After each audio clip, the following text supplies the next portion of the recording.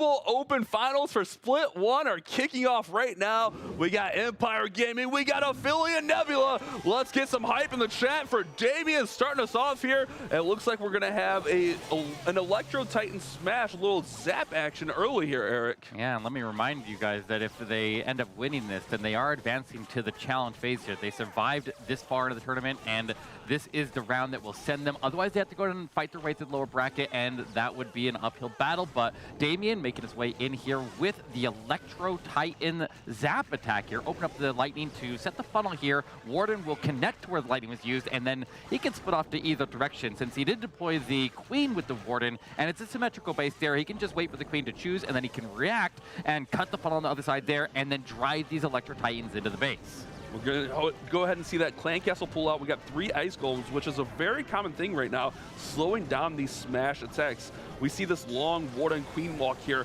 which is already going to take a lot of time. So having 3 Ice Golems freezing is definitely going to slow this one down. Did he go ahead and zap out the Monolith, or did the Queen grab that right there, Eric? No, he zapped it out. He zapped it out there. That takes 6 Lightning and Quake there. A big spell investment, which doesn't leave him a ton left for the other half of the attack here. That leaves him 2 Rages and 1 Jump Spell to get access. But 1 Jump Spell is going to give a lot of access on this base. So the King will go to the outside of the base, and we'll see where he decides to use the World Champion. He's got like, all these defensive heroes under control. And I like what he's doing with that Flame Flinger, working in parallel with the other heroes to move into an unthreatened area, taking the support of the Queen and the Warden working there, and then go to the opposite side as them, going after that Inferno. We're seeing a lot of these like ring-style, centralized Town Hall, anti-2 style bases right now, with those Poison Towers slowing everything down, along with that Town Halls and Giga Inferno just ticking away. This can lead to disaster. Gets the Town Hall down, no problem here, however, but this is something we got to keep an eye on throughout this tournament. These centralized Town Halls can really cause a problem for some of these teams. We may see some 1-stars. Absolutely, but he does get the Town Hall secured. Here pops the Queen ability, but she's under a lot of fire and setting inside of the Town Hall poison. That poison's fading now. Over on the right side, we see the Electro Titan and a Yeti come out of the Flame Flinger when we'll work over there, but it's Queen and Warden die out here. It's down to the King of the Road Champion now, but the defensive Road Champion is still standing, and she's going to be a nightmare to move through right here. You see the Royal Champion with that new pet, Diggy. Diggy's going to actually go underground, and when it pops up, it'll actually stun that defense for a few seconds. Comes in really handy with the Royal Champion, but this is what we're talking about, guys. The hit rates are going to be tough. We're going to see a lot of 2-star attacks, and it's going to really, like, 12, 13 stars are probably going to be really top tier for these wars. It's not the Town Hall 14 meta where we're just seeing triple after triple after triple sloppy attacks. If you're sloppy, you're going to pay for it. Yeah, but if you can get these up into the 90s, you're in a pretty good spot here. Yep. This one comes just short of 90, and still, just like before, just like a Town Hall 14, when you have your Road Champion engage that defensive Road Champion, it's kind of difficult to get past her because Diggy doesn't stun her. She can get the Diggy to stun any of the defenses when they arrive, but it can't stun other heroes. So you still have to get those heroes out of the way. You got to get them under control. And he maybe just never got the healer transfer. I think that's what happened, because you really have to get the healers to transfer off of those Electro, or off of the Queen and the Warden and onto the Electro Titans, so that they actually survive in the middle base there. And as you see, his entire core group got wrecked because he never did get that transfer. You have to remember that regular troops get more healing than heroes do, so you have to get that transfer, otherwise you might be in a little bit of a bind. Yeah, and we're going to see that a lot here. I think we're going to see a lot of smash attacks, whether it be Electro Titan smash, the Super Bowler smash. It's going to be a lot of if those healers swap and move forward with those troops, especially going into those cores with those double poison towers, that Giga Inferno. There's a lot of damage being dealt there, so that's going to be a really key thing to keep our eye on as we move forward throughout these wars. Yeah, and those double poison towers are very, very difficult to deal with. You see a lot of the top base builders are opting to lean towards those, although they do find a use case scenario for the new Rage Tower and the new Invisibility Tower every once in a while, like which we see right here. Yeah, there we go. Invisibility Tower, but we do have a poison, and they're going to go ahead and zap out that Invisibility Tower along with that Monolith. Now, once that Invisibility wears off, the Town Hall will be back to visible, and since that Invisibility Tower is gone, he won't have to worry about it any longer. Looks like we're setting up the pathing here for that Electro Titan smash. Warden's under some heavy fire, though. Yeah, notice how also they are not bringing poisons to this. Electro Titans, since they deal aura damage to everything near them, they don't really need a poison to support there. He's also running the Frosty on the Warden there, which will help out, but he's going to go in and blimp out the Town Hall here. Now, we've got to be careful with this, because if the troops come out of the Town Hall, then it might pull the attention of Warden and pull him in. And then, okay, let's see if this works. It should be safe. Yeah, there's the minions. There should be sneaky goblins after that, so Town Hall should fall down here, no no problem. Okay. Ooh, that was tight though. I mean, but that's why you go with that huge, really safe investment. Tons of goblins and then tons of sneaky goblins. Going to use the queen to go ahead and pull the warden out here and just pair them up. It seemed like he wanted to go north here, but they're coming back towards the bottom side. Yeah, he's going to have to make some adjustments here. Luckily, the lightning was able to take out everything internal, so the queen won't have anywhere to go, and he can quickly make the adjustments. Honestly, both sides are about equally valuable to go in towards, and they'll get equal access to the Eagle artillery as well. So as long as he can continue to push through the middle here, he's got a jump spell, he can get the access right around the king statue, he should be good. And here comes that CC, and we'll see if those Electro Titans can deal with it efficiently. And that's something to keep an eye on also is with the Electro Titans, if you see that little aura around them, they're going to deal a constant little tick of damage. And that's what Eric mentioned. We don't see the poison so much because they're constantly dealing damage that can target not only ground, but air troops, air units that are flying around, whether it be skeletons, those super minions, and also just surrounding buildings. So you don't really have to worry about bringing that poison, as the Electro Titans, excuse me, are usually enough to handle it. Here comes that Royal Champion from the bottom side, pairing up with a couple Hog Riders. Yeah, got the defensive Royal Champion engaged up top there, and once again, if he can clear the defensive heroes out and get the major threats here for his Royal Champion out, then that Diggy, with a thin line of defenses, stunning them as she goes, will work her way through that Eagle artillery and a thin line of defenses that will not deal her a lot of damage. Diggy's taking a little bit of damage there, but he'll get that Eagle artillery down, and then the Royal Champion ends up picking up the tanking, allowing that Diggy to move even further. Actually, Diggy's barely taking any damage there at all. Like, they're barely taking any damage. Look at that. Yeah, and on the other side, look at the other heroes charging into those Expos and into that in front of the backside. This is looking really good here for Empire. Looking really strong for Swifty. He got that swap off for the healers so that the Titans stayed up until almost this end here. They did finally go down, but with the Royal Champion still having her ability, only the Wizard Tower is not going to be enough to stop this. Plenty of time, plenty of cleanup, and this is our first 3-star of our mobile open finals. Swifty getting it done for Empire Gaming, and that's what we were talking about. This team can get the job done. Absolutely, and even though you look at their hit rates there for the ladder phase and it was just above 11 stars, I mean, that's an opening triple. That means they might be able to exceed that, and we'll see if they're able to. But like we said, Empire, even though they had the lower hit rates going into this, they did have the head-to-head win rate there with 4-0 against Aphelion in the past. And it's going to be a tough mountain to overcome. I mean, it's already tough enough to triple at Town Hall 15 right now, but having that pressure of that first attack triple, you kind of feel that right away, especially in this kind of format. You only get one hit. You got to put your best hitters on the best bases. So it's going to be tough to overcome for Aphelion, but I mean, we're only one attack in for each team. Anything can happen here. Yeah, and the percentage from Aphelion was really high here, so still remains a very, very close war here. I'd almost start to get worried if we start to get multiple stars in one way or the other, but a strong start here, and we're getting to see those Electro Titans twice in a row now, which is awesome to see. I think a lot of people are excited to see them in action there. If you haven't already seen them, then they're cleaning house. They're a very, very strong troop here, and there's a lot of use case scenarios, and we're seeing it again, but not with the lightning on this one here. Switching it up a little bit. Swifty now on defense, mixing it with some witches and lots of rages, adding in heals, adding in freezes, and even opted to bring in the poison in this case. And really quickly, as this attack's getting going, I want to quickly thank our sponsor, Snapdragon Elite Gaming. When winning matters, guys, think about Snapdragon Elite Gaming. Huge shout out to them for putting on this amazing tournament. Blimp goes in there. The Yetis fall short, though. Not going to get to the Monolith, not going to get to the Eagle. That's a huge blow, as that Monolith can really deal some damage out to the Queen. Remember, it has a base damage, but it also does 15% extra damage based on that troop's hit points if it is at max level like we see here.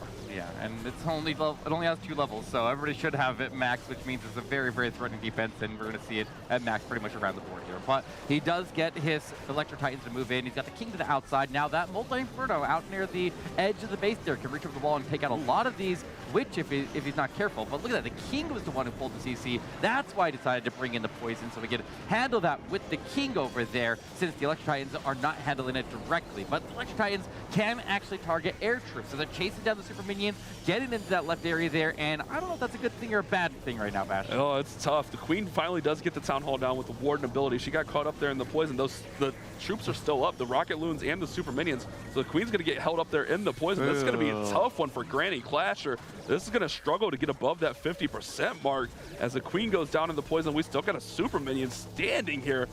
Tough defense here for Swifty. Yeah, got into the crossfire. He lost his left flank there pretty heavily. That defensive CC kind of wrecked him, and that's obviously a bit of a problem. And then that Monolith, it was like that Monolith ended up taking out a lot of his internal group there. I think he lost his Warden to the Monolith. Yeah. And then obviously that leaves the Queen a bit more stranded on top of that. So that Monolith getting missed by the Blimp, that Blimp just falling a tile short. So that one comes down to the base building a lot there, just getting the traps in the right spot there, and even the Teslas that were all over in that corner, they predicted how somebody might attack that base there, and the Monolith is a pretty juicy target for a Blimp, so a lot of people are going to set their traps to try to protect it because it is so powerful. There's so much value there. I mean, not only the Monolith, the Eagle is right down there. There was a lot of value, so kind of took the bait, so to speak. I mean, unfortunate for Granny Clasher, but Empire's showing they not only do they have it on offense, but they can bring it on defense as well. 61% is going to be tough to overcome with that initial 3-star for Empire Gaming, and that Blimp just falling short. Like, that's devastating at the beginning of an attack. You already know you're behind the 8 ball a little bit with that.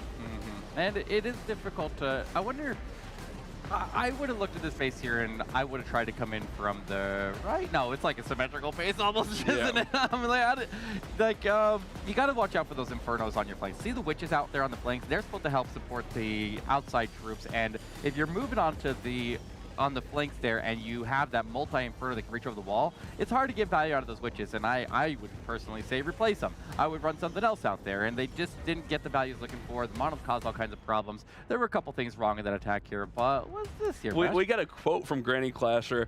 We've beaten every team here, and when we don't make mistakes. So when they don't make the mistakes, they beat every team. As for every other team, sorry for the L and the war log. Wow, that is. Oh, Granny, that's a rough one to show after a 61%. 61%, but we said when they don't make mistakes. I mean, it wasn't a mistake, though. Yeah, it was the base building that stopped it. The plan, I think, had a chance to work there. He just needed to get that Blimp delivered a little bit further in the base there. Even one tile further would have impacted that result a lot. It would have changed a lot of it, and I'm still questioning the outside group there. I don't know if the smash attack was the right attack. I don't know. I could probably beat you if I didn't take the bait. I'm just saying, Eric. Anthony's coming in next. Another ET smash. We're seeing these Electro Titans, a brand new troop being used left and right. Gonna go ahead and set up the pathing up top here. We got the Queen. No lightning spells this time.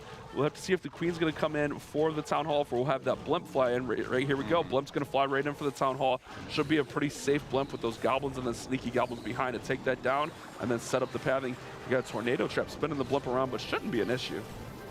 Yeah, I mean, if he gets that Town Hall down with a safe takedown, which is, it's generally safe there as long as you don't have any poison towers in there. You really got to be careful of that. In this case, the poison towers are down along the middle of the base there, so that's not going to cause any problems. Secures that Town Hall takedown, and now he can make his way in with these Electro Titans. He's got the defensive CC, a couple of defensive Ice Golems there that he'll burn through pretty quick there. The Electro Titans, even while they're frozen up, I think they continue to deal their aura damage even when they're frozen. Yeah, it still ticks away. It's constant. Yeah, so that'll help deal with those defensive Ice Golems, get them down a little bit easier. But look at this one here. The Witches on the outside out there where there are no multi-Infernos for quite a while, and they should be okay out there. And the King was the one who got the poison tower thrown at him.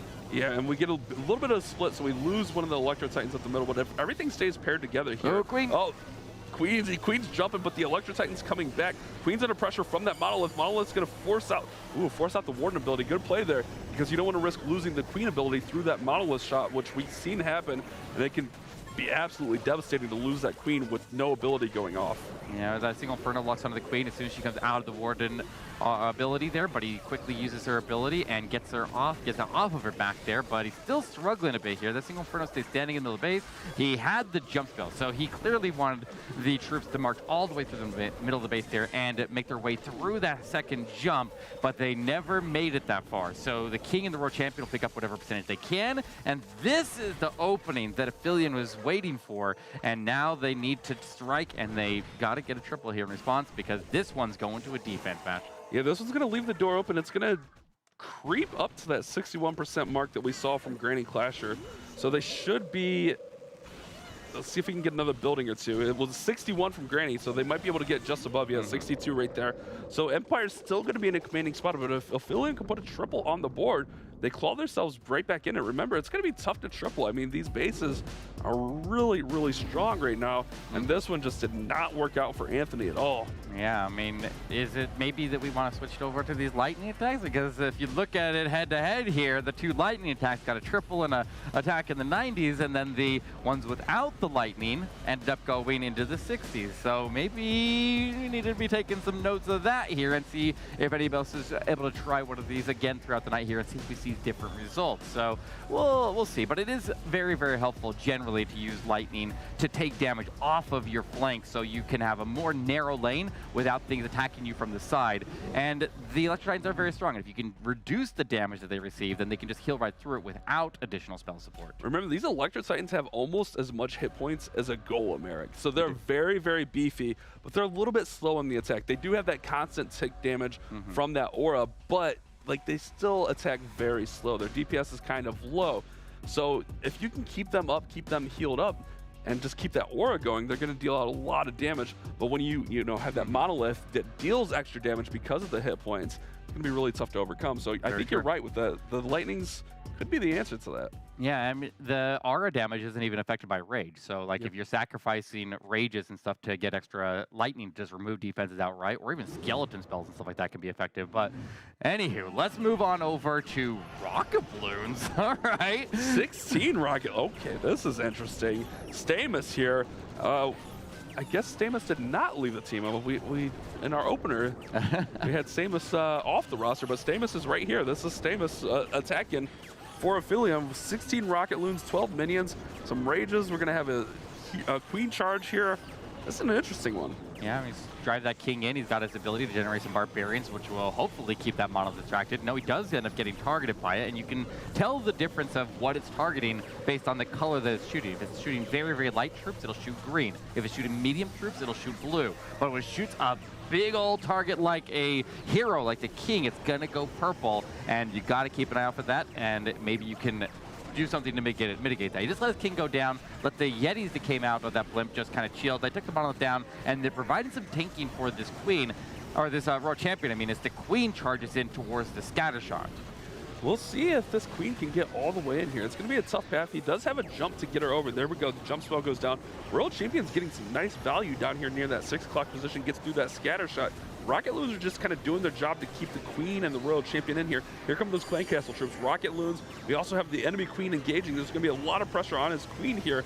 Hopefully doesn't force ability as he wants the queen to get all the way to the town hall. He popped that ward ability actually to protect the queen there since they're working together, but you do got to be careful when you're doing a queen charge with the warden and you're going into this splash damage like the multi-infernos in the town hall, because if the healers end up switching over to the warden like they are right now, then the queen may not get targeted or vice versa, but he does get them to switch back, re-rages them up. The freeze gave him a little bit of time to get them both topped off, and he's going to clear out this core. There goes other poison towers. Rocket balloons to the backside, but he's still taking Eagle Artillery Fire. He's not out of this yet, Bash. It's tough. There's a Tesla farm down at the bottom as well. Queen, it's basically going to be all on the queen here. Oh, and she's going to go down.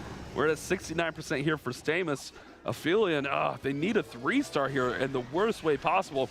Maybe trying to do a little bit too much, trying to have the queen get the whole base, which we saw that work at Town Hall 14. The queen could basically get the whole base and you could get away with it. But at 15 with these new spell towers with that monolith, that's a lot more menacing, a lot more punishing if you're off by just a little bit here. Yeah, those defensive spell towers slow down the attack speed of the heroes that are inside of it, or all the troops really, while dealing them additional damage. So just the slowing of the attack speed is very, very difficult to recreate through. But then in addition to that, if your healers move inside of it, then their healing is reduced as well. So it's like it like negates your rage almost. So you got to be really, really careful around that.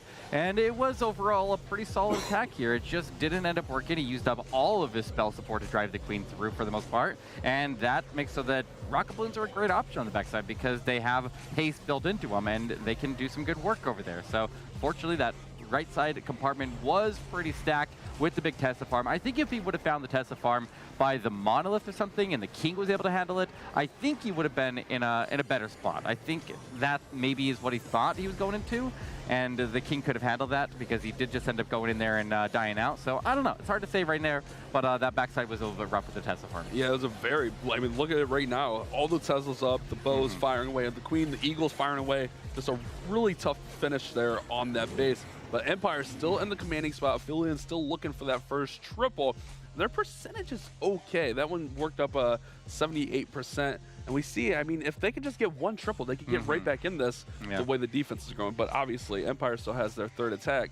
They can really put this one almost away with the triple here. I mean, with the way that the offense and defense balance is at Town Hall 15, it wouldn't surprise me, but, you know, I mean, we've seen some teams even put up near perfect wars. So, I mean, you don't really know what's going to happen until it happens, and this war remains very close, and we have Shadow coming in. Actually, Shadow's one of my favorite attackers from this clan here, and I feel like whenever I say that, I'm going to jinx him, but he feels unjinxable, and I just jinxed it, so... We'll see. So the jinx to the unjinx to the jinx. Went ahead, used the lightning like we were talking about, zapped out the monolith right there. A couple other buildings that look like builder huts there. And a queen charge in here, but we got Dragon Riders, something a little bit different. Looks like he's going to try to snag the Town Hall here with the queen and then accompany the Dragon Riders with a Stone Slammer, which can be very effective. Remember, those Dragon Riders are going to act like balloons, targeting defenses, but they obviously have way more hit points than a balloon.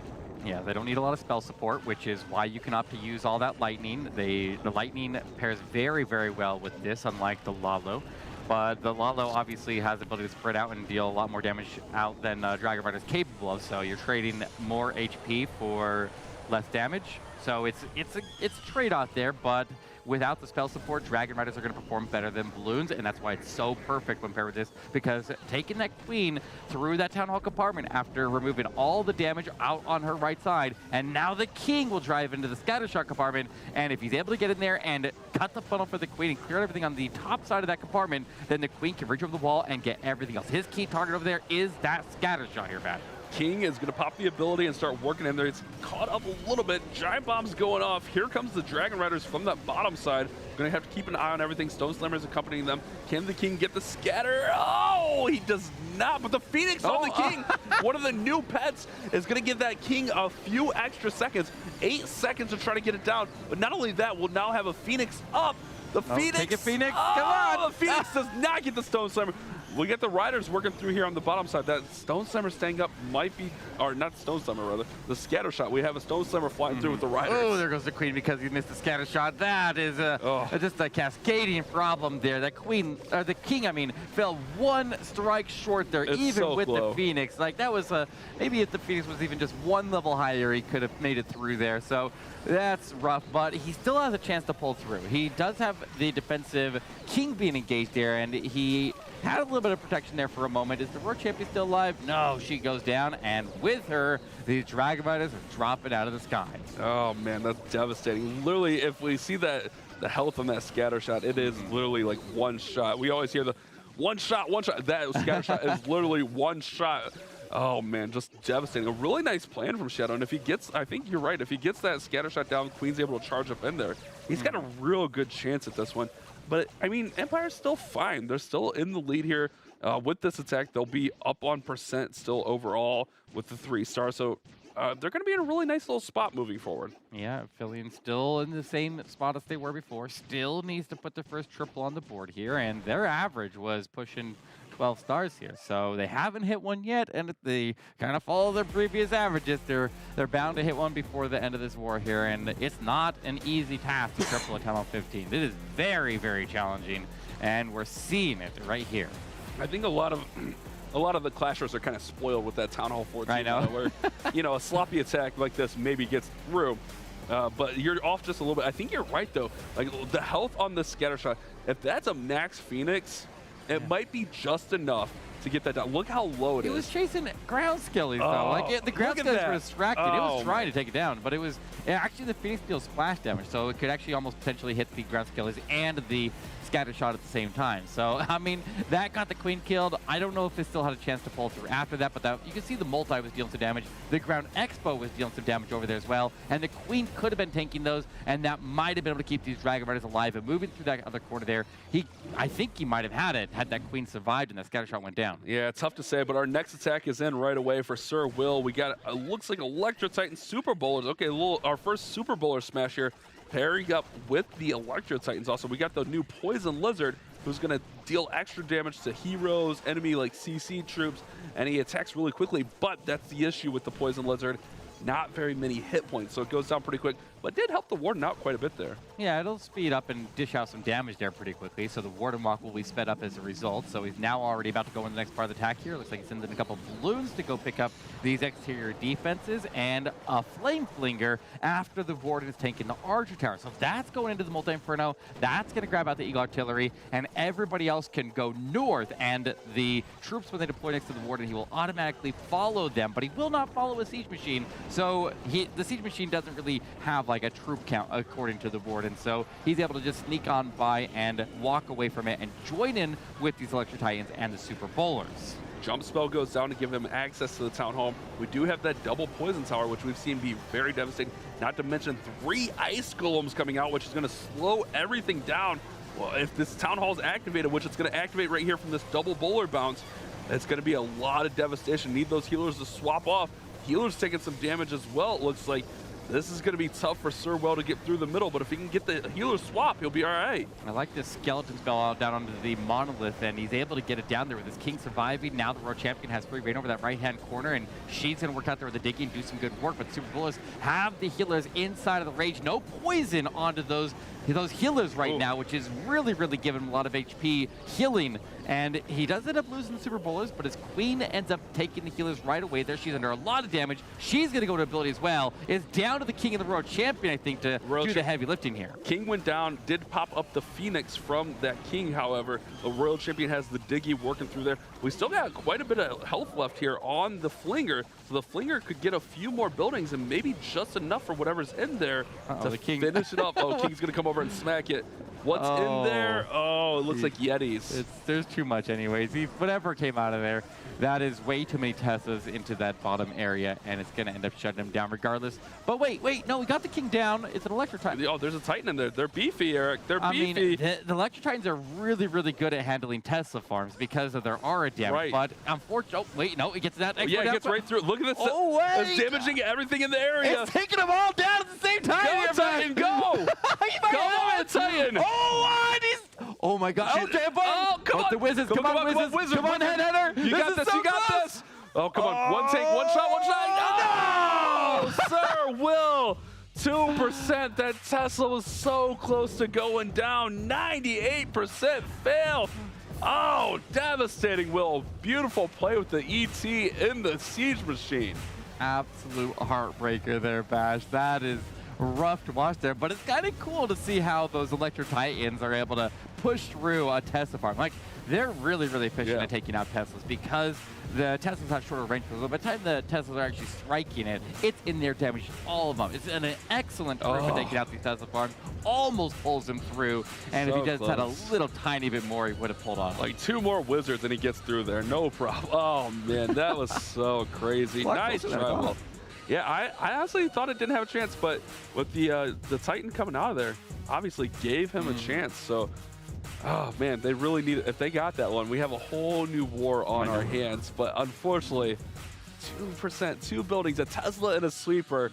The difference there from 2 stars to 3 stars. So Aphelion's still under the gun. Empire's still in that commanding position. As we're going to go ahead and go in with our next attack, it's going to be Hazu coming in with our first Lalo. We might even see a Blizzard Lalo as we got 4 invisibilities.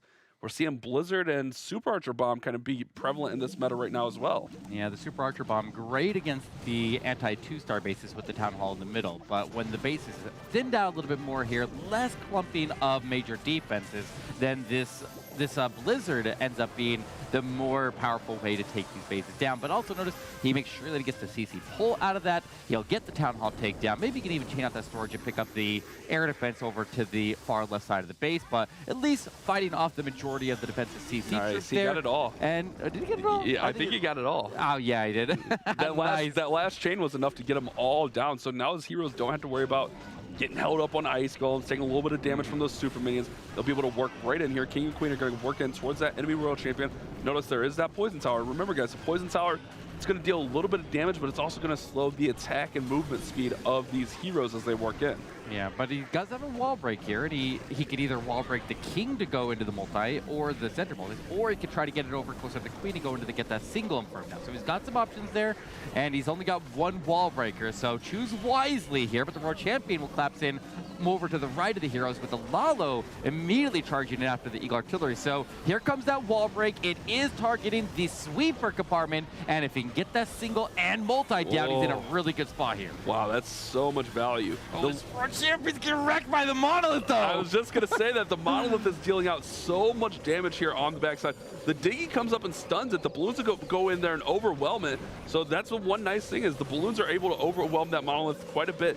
Queen's going to go down to the Headhunters. He's got to get through the scatter shot. He's looking pretty decent if he can get through there, but nothing pathing that way yet. Yeah, I love the Diggy moving over to another hero there. If you didn't know, the Diggy automatically transfers to the next closest hero and starts to follow their targeting. So he's following the Warden's targeting, which has balloon targeting, which gives him defense priority, gets the scatter shot stun, and makes his way into the backside. This Diggy's going to be OP. This Diggy is going to be OP down the stretcher. Still has a spell.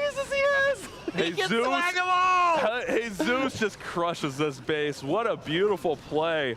Absolutely everything he was looking for. That Blizzard was perfect. Got the CC out, and just a clean attack for Jesus, giving Empire all but the sure victory here. That is a lot of swag spells there, and that was a very, very advanced level base right there. Those defenses were stacked, and he just walked right through it. There's all the swag as he completely surrounds the core of the base. There are 5 swag spells, and he puts his team 2 stars in the lead. So now it's unlikely that we end up with a 1-star. They can play it safe if they want to at this point here, and they would make it into the challenge. Or, I don't know, maybe they risk it. Sometimes you don't have a choice. Sometimes you have those anti-2-star bases that catch you off guard, and nobody wants to 1-star against them, but sometimes they force it. Eric, one thing is always true in Clash of Clans.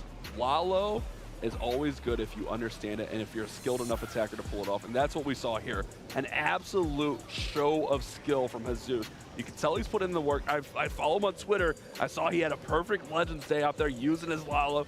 So he's putting in the work, getting ready for this big tournament. He knows what's on the line here, and he shows up for his team in that 4th spot, which the 4th spot's almost like the most crucial spot in these kind of wars. Basically put it away there. Yeah, a lot of teams will put their strongest player in the 4th spot, and maybe that's saying something right there, and he delivered right there. And that's a very key position because that sets the tone for the final attacker. Takes some pressure off of his teammate there, which is obviously helpful, and it puts them in a strong position to take this war. I mean, they control it, so they control their own fate. They can decide whether they want to go on to challenge or not, and they can send Aphelion down to the lower bracket if they are able to get this one to at least be a defense of some sort and then not throw.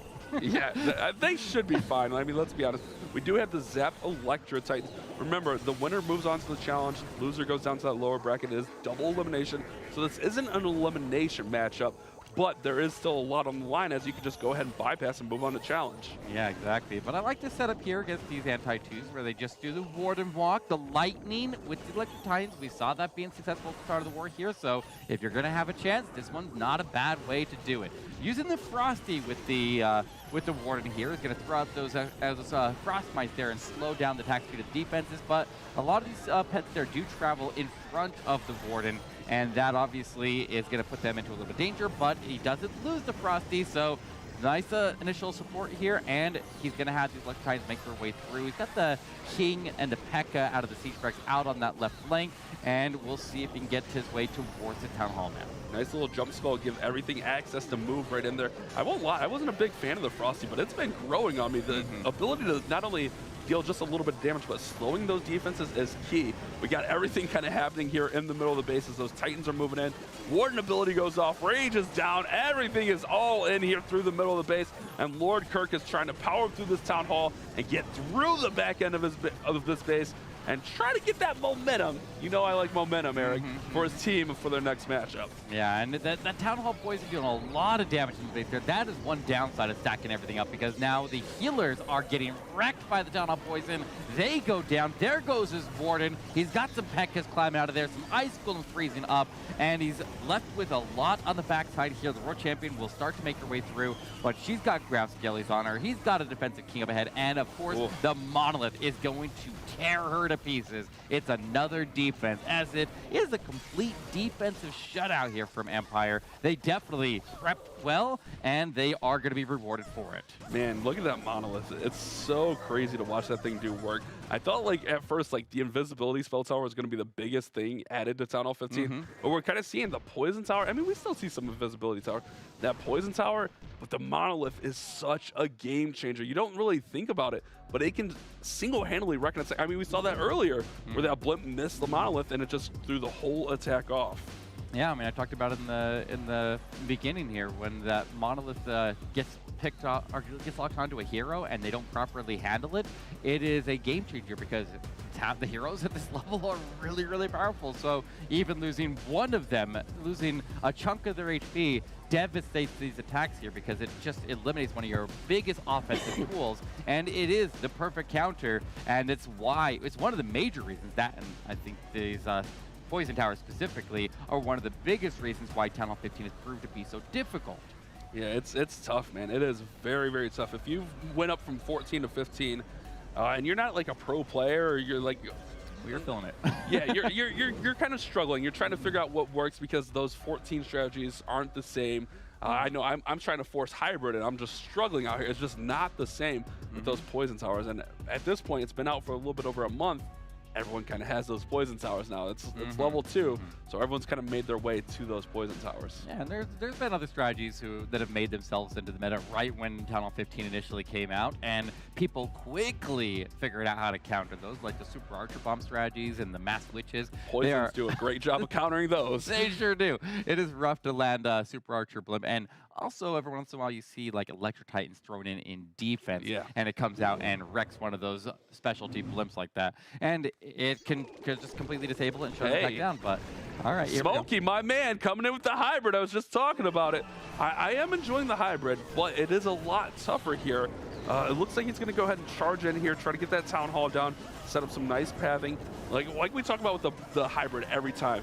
Think about it like a bowling alley. You want to set that pathing for the Hogs and Miners to work through that bowling alley so they can be all healed together as they work through the base. Yeah, but he does get his healers targeted by that Archer Tower on the right side, and he is kind of playing it safe with this one here. Like, just start on the area of the base there by the Town Hall, even uses that invisibility spell to drive the Queen through the wall break, rages her up, will secure the Town Hall takedown very, very early in the attack. Even if he loses every single one of his healers in the process, he just needs to lock in a little bit of I guess, one star, not one way or another. You either get the Town Hall down and you win and you go to challenge, or you go in and get a 2-star from percentage. So one way or another, he's going to get it done here, and this one is going to advance them. So congratulations, Empire Gaming, as that Town Hall drops. They are our second team to follow behind War and Glory and move into the challenge phase.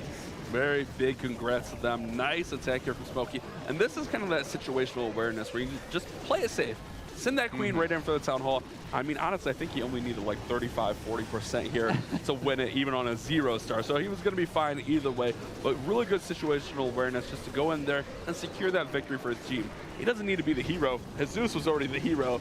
He just comes in here and gets that 2-star and wins the war. Yeah, exactly. And yeah, you don't take risks. Like, you see some people take risks when they basically have the war locked in, and there's no reason for it. Queen Charge Hybrid is one of the safest strategies out there. If you have the Queen Charge fail, you can always send the Hybrid through the Town Hall, and I mean, if you only got to get a 1-star, you're in a pretty easy spot there. So all the pressure taken off Smokey Bear here as he still is continue to move through. He lost his Queen, but the Warden has picked up the healer. He's got the Diggy on the Warden as well. He's got his way almost through the scatter shot. He's going to end up falling a little bit short here, but I mean, after the initial start and losing the Queen Charge and the healers all dying, I mean, I think he might have been able to pull it off here had he not at that Archer Tower locked onto him early. Yeah, still, I mean, respectable. 81% 2-star here at Town Hall 15.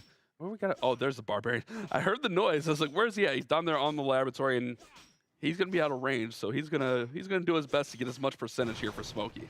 Absolutely. But Smokey Bear, I'm sure, is feeling good after that one. They performed well. They were one of the top teams onto the ladder phase coming into this. They powered through their first match, and now they secure the spot for the challenge. And that's a good way to go through in the upper bracket. But I mean, they can sit back and now start their prep. And I mean, with the base building so important here to stop these attacks here, and effective if they learn how to build these bases right. They have a lot of time to prep, and they can hopefully do well in challenge once they get there. And we saw like those anti-2-star bases. I mean, we didn't see any 1-stars, but it was still really tough because there's so much stuff stacked in the core of those bases. The double poison towers, we got Infernos. We got the Town Hall with the Giga Inferno and their heroes around. Those are just really tough bases, and it seemed like it worked out really nicely for Empire.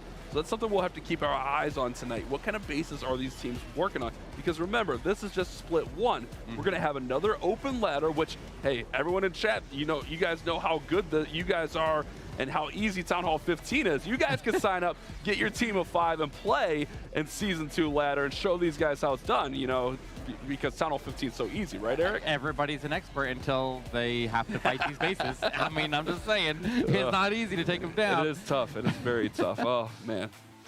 Oh, but FDOT, what a war, man. Empire looking very commanding, moving on to our challenge phase. Listen, I'll be honest. This is where, the fact that we saw these guys, we know these guys just a little bit is fun. Not surprised to see a team, Smokey Bear's team, kind of take this first one. Am surprised to see 3-star. That was kind of wild. Yeah, it's a lot